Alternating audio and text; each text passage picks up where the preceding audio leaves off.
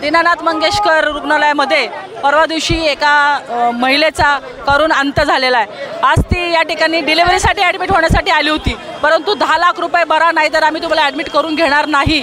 3 लाख रुपये भरायची तयारी त्यांनी दाखवली, परंतु ते त्यांना करून दिलं नाही आणि आज तिचा मृत्यू झालेला आहे। 2 मुली तिने जन्म दिलेला आज अनाथ झालेल्या आहेत। याला संपूर्णपणे हे दीनानाथ मंगेशकरचं रुग्णालय हे जबाबदार आहे। त्यांच्यावरती कारवाई व्हावी, जी जागा त्यांनी मोफत घेतलेली आहे ती जागा त्यांच्याकडनं काढून घेण्यात यावी, अशा प्रकारची मागणी आम्ही सरकार दरबारी करणार आहोत।